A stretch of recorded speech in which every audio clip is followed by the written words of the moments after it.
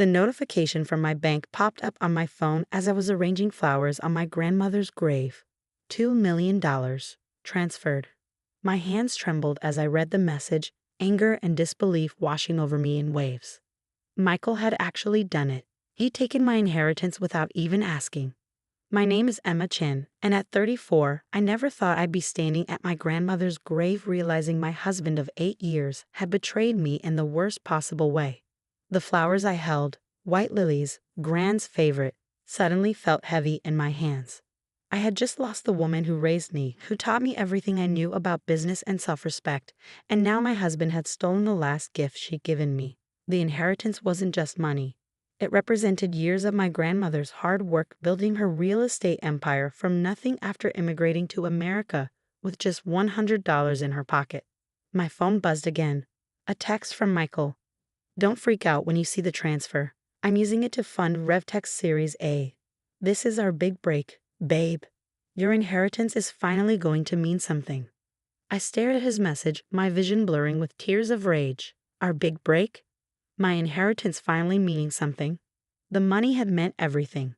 It was my grandmother's legacy, her way of ensuring I would always be independent, just like she had been. But Michael had never understood that. To him, money sitting in an account was money wasted. He'd been pushing his tech startup for years, burning through our savings while chasing his dreams of Silicon Valley glory. I'd supported him, believed in him, even when things got tight. But this, taking my inheritance without even asking, this was different. I placed the lilies carefully on Gran's grave, my hand lingering on the cool marble of her headstone. I'm sorry, Gran, I whispered. I know this isn't what you wanted for me. I could almost hear her voice, strong and clear despite her battle with cancer. Emma, my sweet girl, never let anyone take advantage of your kindness. You're stronger than you know. She had told me that just weeks before she passed, her hand gripping mine with surprising strength as she made me promise to be careful with the inheritance. The money isn't just for you, she had said. It's everything I built, everything I learned. Use it wisely. Don't let anyone take it from you. But I had failed her. I had trusted Michael, believed in our partnership, and now he had taken everything without a second thought. When I got home that evening, Michael was in his home office, surrounded by monitors displaying charts and spreadsheets. He barely looked up when I walked in, his fingers flying over the keyboard. Hey babe, he said, his tone distracted. Great news, I've already got meetings set up with 3 major investors. Once they see we got solid backing, they'll be fighting to get in on this round. We're going to be huge. I stood in the doorway, watching him. The man I had married, the kind, considerate partner who had supported me through grad school, seemed like a stranger now. In his place was someone consumed by ambition, someone who could justify taking my inheritance because he thought he knew better than me. How could you do this? I asked, my voice steady despite the storm raging inside me. That money was for my grandmother. It was meant for me. He finally looked up, his expression a mixture of confusion and irritation. Come on, Emma. You're not seriously upset about this, are you? I'm investing it, not spending it. This is going to make us rich. Us, I repeated. There is no us in this, Michael. You took my inheritance without asking. You had no right. He pushed back from his desk, running a hand through his already disheveled hair. I had every right. We're married. What's yours is mine, remember? Besides, what were you going to do with it? Let it sit in a bank account gathering dust. That was my choice to make, I said, my voice rising. Not yours. Gran left that money to me for a reason. Michael stood up, his face flushing with anger. Your grandmother was old school, Emma. She didn't understand modern business. This is how things work now. You have to move fast, take risks. I'm doing you a favor. I stared at him, really seeing him for the first time. The arrogance, the entitlement, the complete disregard for my feelings or my grandmother's wishes. It had all been there, I realized. I just hadn't wanted to see it. But what Michael didn't know, what he hadn't bothered to find out before he made his grand move, was that I wasn't as helpless as he thought. Gran hadn't just left me money. She had taught me everything she knew about business, about protecting myself, about standing up for what was mine. I turned and walked out of his office without another word, leaving him to his spreadsheets and his dreams of tech glory. I had work to do. The next morning, I called Sarah Chen. My grandmother's longtime lawyer and friend. I hadn't wanted to make this call, had hoped I'd never need to, but Gran had insisted on introducing us months before she'd passed. Keep Sarah's number, she had said. Just in case. She knows what to do. Sarah picked up on the second ring. Emma, she said, her voice warm but professional. I was wondering when I hear from you. He took the money, I said simply. All of it. There was a pause, then Sarah sighed. I was afraid this might happen. Your grandmother was too. That's why we put certain measures in place. I felt the flicker of hope. What kind of measures? The inheritance wasn't just money in an account, Emma. Your grandmother set up a trust with very specific conditions. Any withdrawal over $10,000 requires dual authorization, yours and the trustees. And guess who the trustee is? I couldn't help but smile. You? Exactly. So unless you authorize that transfer. I didn't, I said quickly. Then what your husband did wasn't just morally wrong, it was illegal. The bank should never have processed that transfer without proper authorization. We can have it reversed immediately. I sank into my chair, relief washing over me. Really? Just like that? Just like that, Sarah confirmed. But Emma, there's more. Your grandmother knew something like this might happen. She left instructions. If anyone tried to access the trust illegally, they would trigger certain clauses. Would you like to know what those are? I thought about Michael sitting in his office, so sure of himself, so convinced he knew better than everyone else. Yes, I said firmly. Tell me everything. That evening, as I reviewed the documents Sarah had sent over, Michael burst into my home office, his face red with anger. The transfer was reversed, he shouted, waving his phone at me. What did you do? I looked up calmly, channeling my grandmother's quiet strength. I didn't do anything, Michael. The trust did exactly what it was designed to do, protect my inheritance from unauthorized access. He froze, confusion replacing his anger. What trust? What are you talking about? The trust my grandmother set up, I explained, my voice steady. Did you really think she'd just leave $2 million in a regular bank account? Gran was smarter than that. She built an empire from nothing. She knew how to protect what was hers. Michael's face paled as the implications sank in. But we're married. I had every right to. No, I cut him off. You didn't. And by attempting to access the trust without authorization, you've triggered some interesting clauses that Gran put in place. Clauses? His voice cracked slightly. What clauses? I stood up, gathering the papers Sarah had sent. Well, for starters, your attempted theft has been reported to the bank's fraud department. They're launching an investigation into RevTech's finances. Standard procedure when someone tries to misappropriate trust funds. Michael stumbled back, collapsing into a chair. You can't be serious. Emma, this will ruin everything. The investors, the series of funding. That's not all, I continued, ignoring his protests. Gran was very specific about what should happen if someone tried to steal from the trust.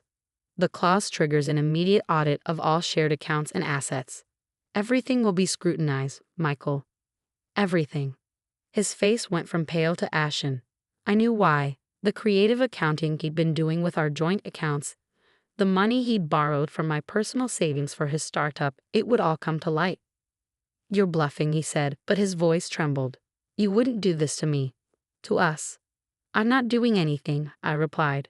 These are just the consequences of your actions. You chose to take what wasn't yours. Now you get to deal with what happens next. He stood up abruptly, running his hands through his hair. We can fix this, he said desperately. I'll call the bank, explain it was a misunderstanding. We can stop the investigation before it starts. I shook my head. It's too late for that. The process has already begun. This is insane, he exploded. I'm your husband. I was trying to help us build a future together. Your grandmother would have understood that. The mention of Gran made my blood boil, but I kept my voice calm. No, Michael. Gran understood exactly what kind of person you are. That's why she protected me from you. He stared at me, his expression hardening. Protected you? From me? I've given you everything. A beautiful home, a comfortable life. You haven't given me anything, I cut in. I earned my own way. The house. I pay for most of it with my salary while you chased your startup dreams. The comfortable life? I worked for that too. You've been so focused on your big break that you never noticed I was the one holding everything together. Michael's face twisted with rage. You ungrateful. He stopped himself, taking a deep breath. Fine, let's talk about this rationally. What do you want? Name your price to stop the investigation. I almost laughed at his attempt to negotiate. This isn't a business deal, Michael. This is about trust, respect, and consequences. You broke my trust when you tried to steal my inheritance. Now you get to face the consequences. He stormed out of the office, slamming the door behind him. I heard him stomping around upstairs, drawers opening and closing. A few minutes later, he came back with a packed bag. I'm staying at a hotel, he announced. When you're ready to be reasonable, call me. I watched him leave, feeling oddly calm. This wasn't how I had imagined my marriage ending, but in a way, it felt inevitable. Michael had shown his true colors, and there was no going back from that. The next few weeks were a whirlwind of legal meetings and financial discussions. The audit revealed exactly what I had suspected. Michael had been siphoning money from our joint accounts for years, using it to fund his startup while covering up the transfers with creative bookkeeping. Sarah was ruthless in pursuing every detail, every discrepancy. Your grandmother warned me about him, she told me during one of our meetings. She said he reminded her of your grandfather, charming, ambitious, but with no moral compass when it came to money. I hadn't known much about my grandfather. He had left Gran when my mother was young, taking most of their savings with him. Gran had rebuilt everything from scratch, turning her small real estate investments into a thriving business. Why didn't she tell me? I asked Sarah. She tried, in her way, Sarah replied gently, but she knew you had to learn some lessons for yourself. That's why she set up the trust the way she did, to protect you when you needed it most. As the investigation continued, RevTech's investors started pulling out. Michael's dream of Silicon Valley success crumbled as the truth about his financial manipulations came to light. He tried everything. Begging, threatening, attempting to negotiate, but nothing could stop what was coming. One morning, about a month after the failed transfer, I received an email from Sarah. Attached was a preliminary report from the forensic accountants detailing every penny Michael had taken from our joint accounts. The total made me feel sick. Over $300,000 over the past 3 years. I forwarded the report to Michael with a simple message: we need to talk. He showed up at the house that evening, looking haggard and defeated. The confident, ambitious man I had married was gone, replaced by someone who finally realized he couldn't charm or manipulate his way out of this situation. I can explain, he started, but I held up my hand. No need, I said. The numbers speak for themselves. Here's what's going to happen. You're going to sign the divorce papers Sarah has prepared. You're going to repay every penny you took from our joint accounts. And you're going to do it without fighting, unless you want the FBI involved in investigating your creative accounting practices. He slumped in his chair, all pretense of control gone. You're really doing this? Throwing away 8 years of marriage over money? No, I replied firmly. I'm ending our marriage because you proved you can't be trusted. The money is just evidence of that. I did it for us, he tried one last time. Everything I did was to build something better for our future. I shook my head, feeling a mix of pity and disgust. No, Michael. You did it for yourself. You always have. I just wish I had seen it sooner. He signed the papers without another word. As he stood to leave, he paused at the door. I'm sorry, he said quietly. I really thought I could make it work. I know, I replied. That's what makes it so sad.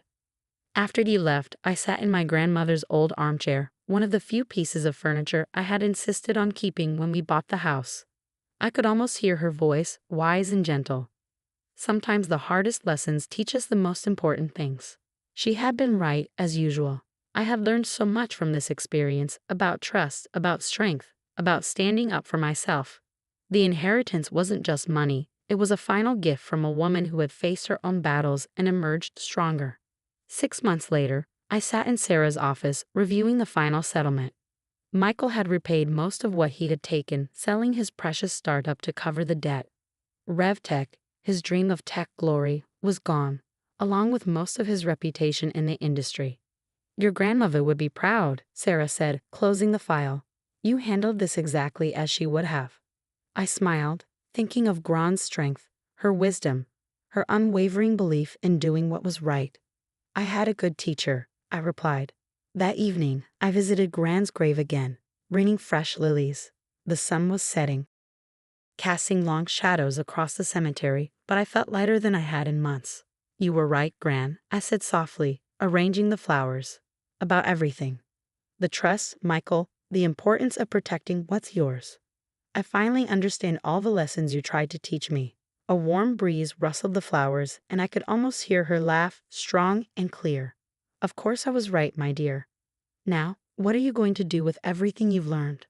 I smiled, touching the cool marble of her headstone one last time before standing. I had plans. Big ones. The inheritance wasn't just going to sit in a trust gathering dust. I was going to use it the way Gran had intended, to build something of my own, something lasting. Michael had been wrong about one thing. The money didn't need to be put to good use by him. It already had a purpose, empowering me to create my own legacy, just like my grandmother had done. As I walked back to my car, I felt a sense of peace settle over me. The past year had been challenging, but I had emerged stronger, wiser, and more determined than ever. Gran's legacy lived on, not just in the trust she had left me, but in the lessons she had taught me about strength, independence, and standing up for what was right. This wasn't the end of my story, it was just the beginning. And this time, I was writing it on my own terms.